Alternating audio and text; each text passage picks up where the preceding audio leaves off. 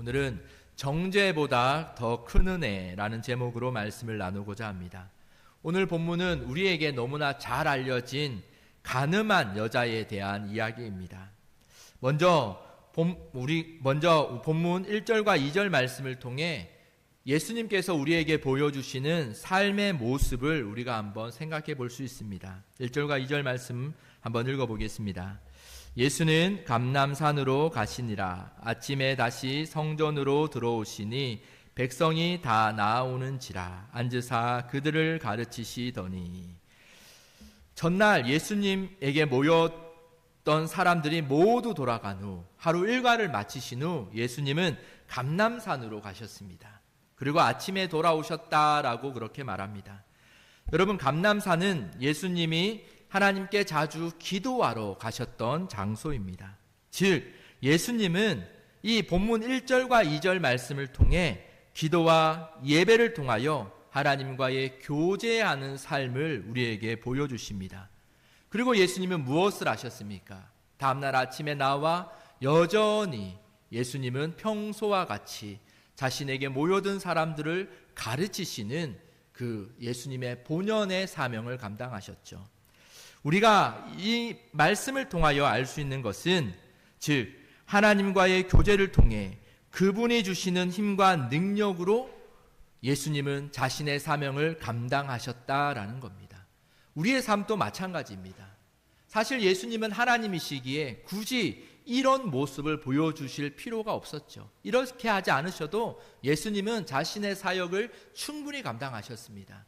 그럼에도 예수님은 성경을 통하여 비록 중요해 보이지 않는 구절들이지만 이렇게 그의 삶을 통하여 기도와 예배와 하나님과의 교제하는 삶을 통하여 그 힘으로 예수님은 자신에게 주어진 삶을 감당해 가시는 모습을 통하여 우리가 이 땅에서 어떻게 살아야 하는지를 보여주시는 것이죠.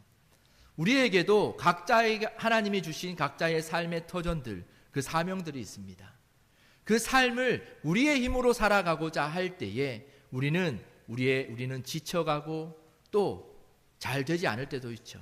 그러나 오늘 말씀을 통하여 알려주시는 것처럼 우리에게 맡겨준 삶을 감당하기 위하여 우리는 그 능력, 그 힘의 원천을 우리는 바라봐야 된다는 겁니다. 우리가 하나님 앞에 기도하며 예배하는 이 삶이 비록 보기에는 별것 아닌 것처럼 이 시간을 통하여 아무것도 느끼지 못하였다라고 심지어 그렇게 생각하는 시간일지는 몰라도, 여러분, 이 시간은 하나님이 여러분들에게 새 힘을 주시는 그런 시간입니다. 목회자의 자질이 부족하여서 여러분들이 그 시간들이 감소되는 것이 아닙니다. 하나님은 여러분들의 중심에 하나님 앞에 나오는 그 시간들을 통하여, 그 중심들을 통하여 하나님은 약속하신 그 힘을 여러분들에게 주시고, 어쩌면 우리는 이미 그 힘으로 지금 여러분들의 삶을 한 발 한 발 감당하고 있는 것이기도 하죠. 이처럼 우리도 예수님의 삶을 본받아 하나님의 주시는 힘으로 살아가려고 힘쓰는 저와 여러분들이 되었으면 좋겠습니다. 그렇게 예수님께서는 오늘도 자신에게 나온 백성들과 함께 앉아 가르치고 계셨습니다. 그때에 갑자기 주변 분위기가 바뀌기 시작합니다. 주변이 술렁이기 시작합니다. 저 멀리 사람들 사이에 한 무리의 사람들이 예수님을 향하여 거칠게 다가오고 있습니다. 예수님을 둘러싸 모여있던 사람들 사이에 길이 생겨나기 시작합니다. 그리고 마침내 그 한 무리의 사람들이 예수님 앞에 도달합니다. 그리고 그 무리의 사람들이 한 여인을 예수님 앞에 내동강에 치듯 내려놓습니다. 그리고 그 여인은 그저 말없이 예수님 앞에 엎드려 있는 모습입니다. 그렇게 이 여자를 데려온 사람들은 서기관과 바리새인들이다라고 오늘 말하죠. 그들은 의기양양한 태도로 예수님 앞에 4절과 5절 같이 이렇게 말합니다. 선생이여, 이 여자가 간음하다 현장에서 잡혔나이다. 모세는 율법에 이러한 여자를 돌로 치라 명하였거니와 선생은 어떻게 말하겠나이까? 라고 예수께 말합니다. 사람들이 생각하기에 이제 예수님은 빠져나갈 구멍이 없습니다. 왜냐하면 이 바리새인들의 질문에 예수가 어떤 대답을 하더라도 예수는 공격당할 것이다 라고 생각했기 때문이에요.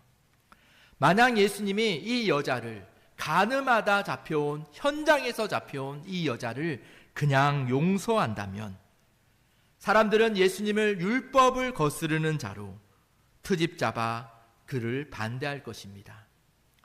반대로 이 여자를 율법대로 죽여야 한다라고 말한다면 이제껏 예수가 사람들에게 가르침을 주었던 그 은혜, 그리스도답지 않게 행하시는 분으로 여겨질 것이 분명합니다.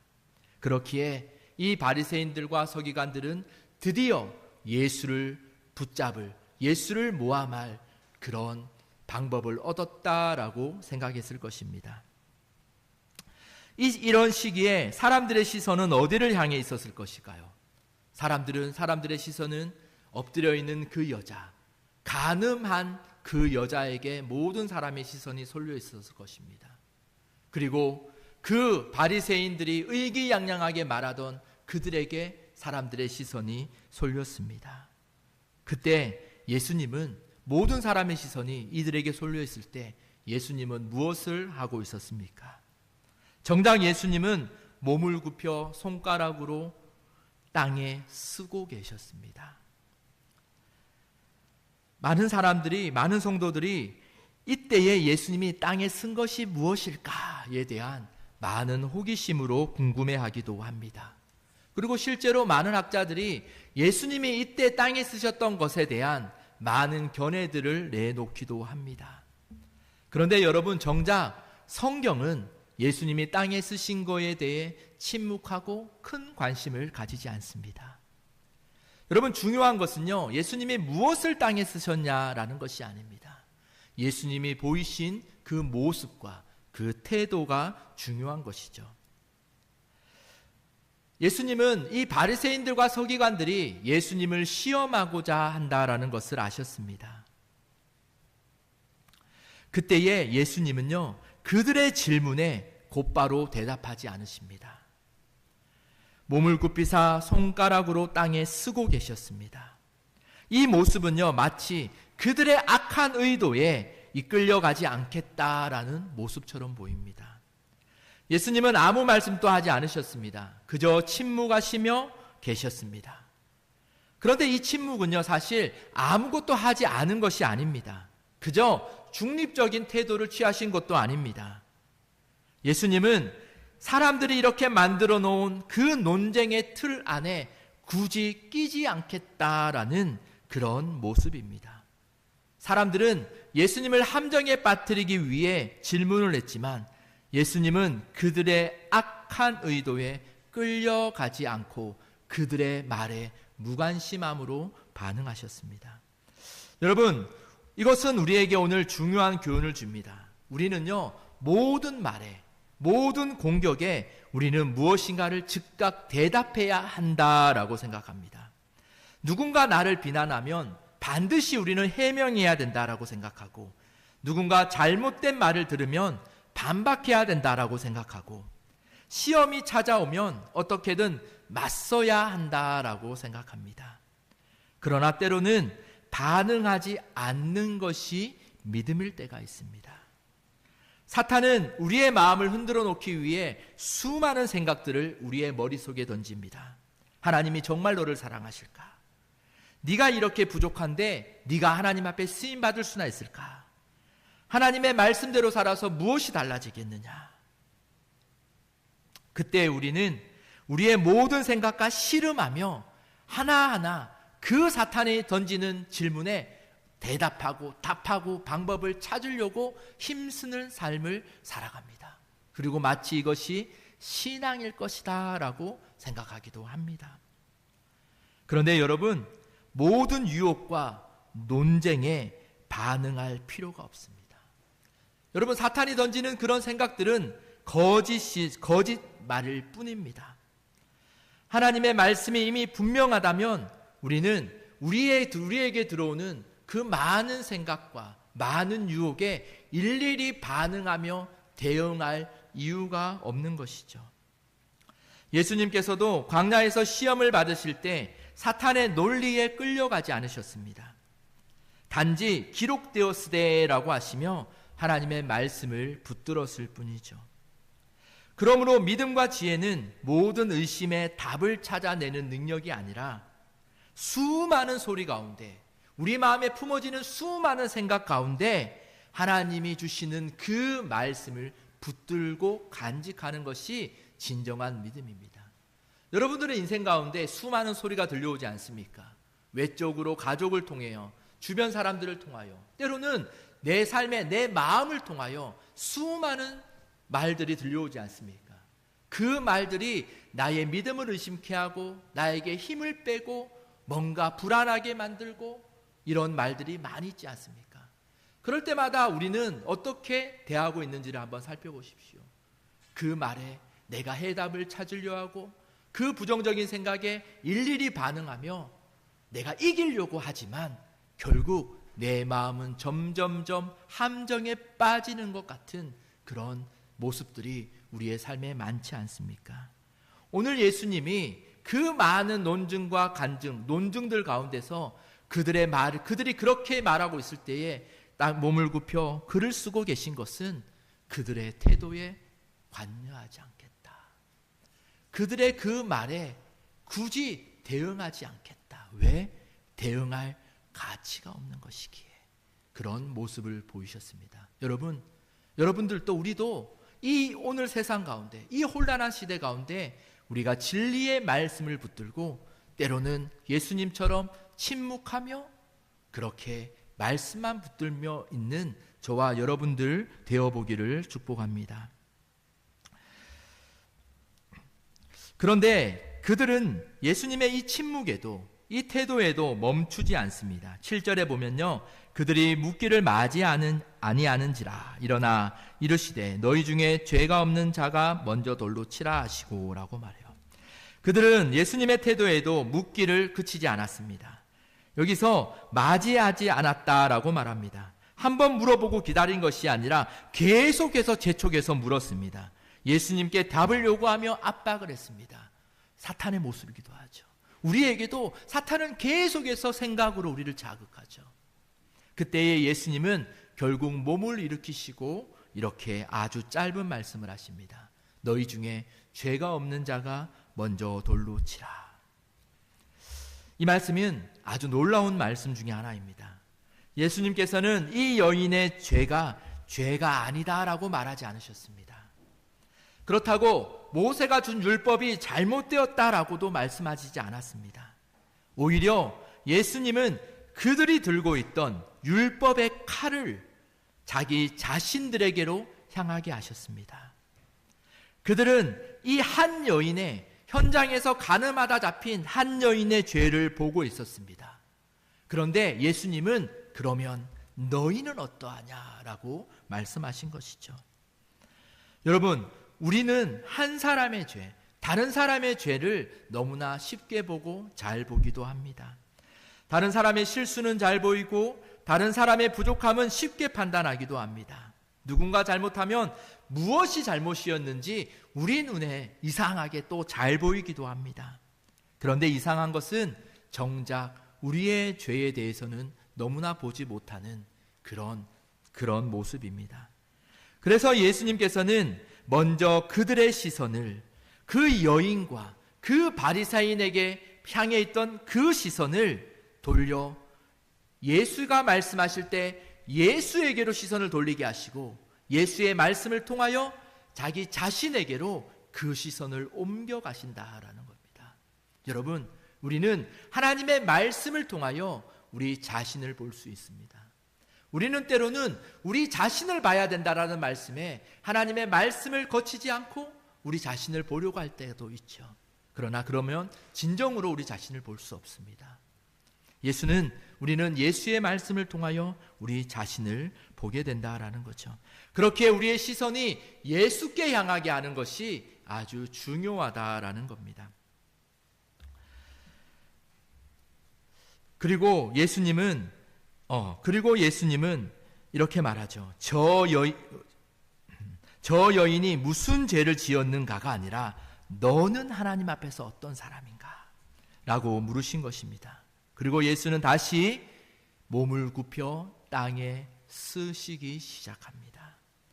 그리고 또다시 침묵의 시간이 찾아왔습니다. 그런데 이 침묵은 사실 침묵이 아니었습니다. 예수님의 그 말씀을 들은 사람들의 마음속에는 하나님의 큰 음성들이, 하나님의 큰 말씀들이 그들의 마음 가운데 울려 퍼지기 시작했습니다. 그리고 그 말씀을 들은 자들이 양심의 가책을 느껴 하나 둘 그 자리를 떠나갔습니다. 처음에는 사람들이 한 여인을 둘러싸고 있었습니다. 그들의 손에는 돌을 들고 있었을지도 모릅니다.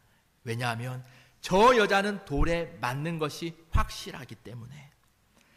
모두가 이 여인을 죄인이라고 생각했습니다. 그런데 예수님의 말씀 한마디가 완전히 상황을 바꾸었습니다.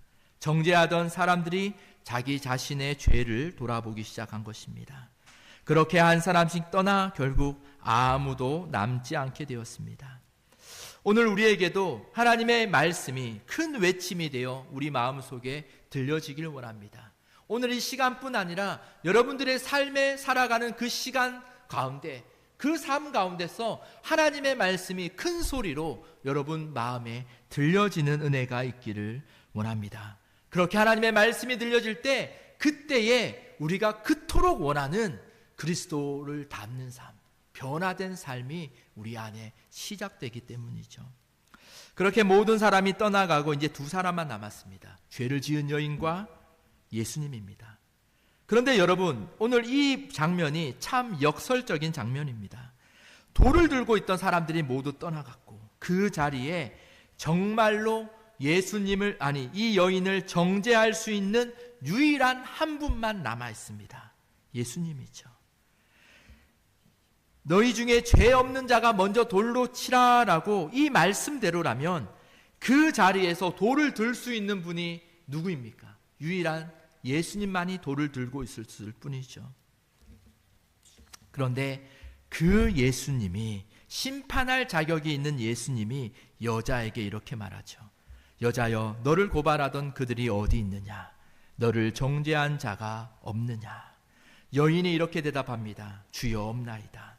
그러다 예수님께서 말씀하십니다. 나도 너를 정죄하지 아니하노니라고 말해요. 오직 심판하고 돌을 던질 수 있는 자격이 있는 예수께서 그 여인의 죄를 분명히 아심에도 불구하고 나도 너를 정죄하지 않겠다라고 말씀하신 것, 이것이 바로 여러분 복음입니다. 정죄할 자격이 없는 사람들은 죽이려 하지만 정죄할 수 있는 유일한 분이 오히려 그 죄인을 살려주신 것. 정죄할 자격이 없는 사탄은 우리를 날마다 항소하여 하나님 앞에 상고하지만 정작 심판할 자격이 있는 예수 그리스도께서는 너희는 죄가 없다 여기시며 너는 나의 아들이다 라고 여겨주시는 그 하나님의 은혜, 그 복음의 빚진 자들이 바로 저와 여러분들이다 라는 거예요. 그렇게 우리는 복음의 빚진 자이기에 우리는 사탄이 유혹하는 모든 말씀들을 듣는 것이 아니라 예수 그리스도 복음의 말씀을 듣고 따르는 자들로 살아가야 한다라는 거죠. 오늘 예수께서 감림산에서 하나님과 교제하는 장면을 보여주신 것이 바로 이것이에요. 우리가 이 복음의 빚진 자로서 복음을 듣는 삶이 바로 하나님과의 교제하는 것에서 나온다라는 겁니다. 너무나 당연한 소리지만 예배의 자리, 여러분들이 정하신 기도의 자리, 말씀을 읽는 자리, 그 작은 시간들이든 큰 시간들이든 그것의 관여가 아닌 그 작은 시간들 가운데 하나님은 복음으로 여러분들의 길을 인도해 주신다라는 거죠. 그렇게 우리는 기도와 말씀과 예배의 자리들을 여러분들이 지켜가는 저와 여러분들 되기를 간절히 소망합니다. 예수님은 죄를 가볍게 여기신 것이 아닙니다. 예수님은 이어서 이렇게 말합니다. 가서 다시는 죄를 범하지 말라. 예수님은 네가 한 일은 아무것도 아니다, 그 정도는 죄가 아니다 라고 말씀하신 것이 아닙니다. 다시는 죄를 범하지 말라 하셨죠. 그러나 예수님은 그 죄인을 죄 가운데 버려두시지도 않았습니다. 정죄에서 건져내시고 이제 예수의 복음으로 새로운 삶을 살아가도록 다시 그 여인에게 새 삶을 허락하신 것이죠. 여러분, 복음의 순서가 아주 중요합니다. 예수께서는 다시는 죄를 짓지 않으면 너를 정죄하지 않겠다. 나와 약속해라. 너 다시는 죄를 짓지 않겠다고 약속해라. 그러면 한 번 용서해 주겠다라고 말씀하신 것이 아닙니다. 예수님께서는 나도 너를 정죄하지 않겠다라고 말하고 다시는 죄를 범하지 말라 말씀하셨어요. 여러분, 은혜가 먼저입니다. 우리의 구원은 은혜에서 온다라는 사실을 기억하십시오. 여러분들의 삶 가운데 때로는 내가 내 삶을 볼 때 너무나 지치고 너무나 이제 할 힘이 없고 그럴 때에도 여러분 이 사실을 기억하십시오. 내가 하나님을 붙들고 있는 것이 아니라 하나님이 나를 먼저 붙드시고 계신다라는 그 은혜를 기억하며 살아가십시오. 그 은혜가 여러분들에게 새 삶을 낳을 것입니다. 우리는 거룩하게 살아서 은혜를 받는 것이 아닙니다. 은혜를 받았기 때문에 우리는 이제 거룩한 삶을 살아가는 것이죠. 이 마지막으로 한 가지 질문이 남았습니다. 거룩하신 하나님께서 어떻게 죄인을 정죄하지 않는다라고 말씀하실 수 있을까? 그냥 죄를 눈감아 주신 것은 아닐까? 아니죠. 예수님께서는 이 여인이 받아야 할 정죄를 친히 자신이 감당하시기에 이 여인에게 정죄하지 않겠다, 용서하겠다라는 그 선언을 하실 수 있는 것입니다.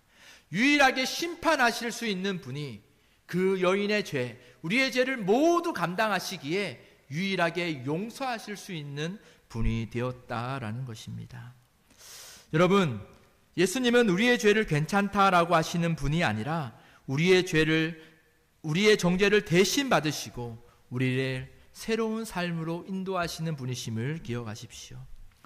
사랑하는 여러분, 오늘 말씀을 들으며 우리는 어떤 모습으로 살아왔는지 한번 돌아보길 원합니다. 다른 사람들은 다른 사람의 죄와 허물을 쉽게 판단하며 우리는 도를 들었던 그런 서기관과 바리새인의 모습은 아니었습니까? 아니면 자신의 죄와 실패 때문에 스스로를 정죄하며 다른 사람이 정죄하는 것이 아니라 나 스스로가 나를 정죄하며 고개 들지 못하며 있었던 그 여인의 모습은 아니었습니까? 어쩌면 우리 안에는 이 두 가지 모습이 다 있었던 것 같습니다. 다른 사람을 정죄하는 것과 나 스스로를 정죄하는 그 모습이 다 있지 않습니까? 그런데 그런 가운데 예수님은 그 중심에 예수가 서 계십니다. 너희 중에 죄 없는 자가 먼저 치라라고 또 이렇게 말씀하시죠. 또한 내가 너를 정죄하지 않겠다라고도 그렇게 말씀하십니다. 여러분, 그렇기에 우리는 이제 우리가 들고 있던 돌들을 내려놓길 원합니다. 다른 사람을 향해 있던 돌도 내려놓고 나 자신을 향해 있던 그 정죄의 돌도 내려놓고 우리는 이제 나를 위하여 친히 죄를 담당하신 십자가를 바라보며 거기에 시선을 맞추는 삶을 살아가길 원합니다. 예수님은 우리의 죄를 가볍게 여기지 않으십니다. 그러나 여러분, 그 죄 때문에 여러분들을 버리시지도 않습니다. 정죄에서 건져내시고 다시 살아날 그 힘을 바로 예수가 주실 것입니다. 그러므로 여러분, 정죄의 자리에 머물지 마십시오. 은혜의 안에서 다시 일어나는 저와 여러분들이 되기를 원합니다. 그렇게 돌을 내려놓고 예수를 붙드는 삶, 그것이 오늘 본문에서 말씀하시는, 하나님이 말씀하시는 우리에게 주신 그 복음임을 기억하며 한 주간 우리가 예수를 바라보며 내 안에 정죄하는 마음들이 아닌 하나님의 은혜에 감사하는 마음으로 하나님을 기억하는 저와 여러분들 되기를 축복합니다. 우리 잠시 우리 시간 기도하길 원합니다.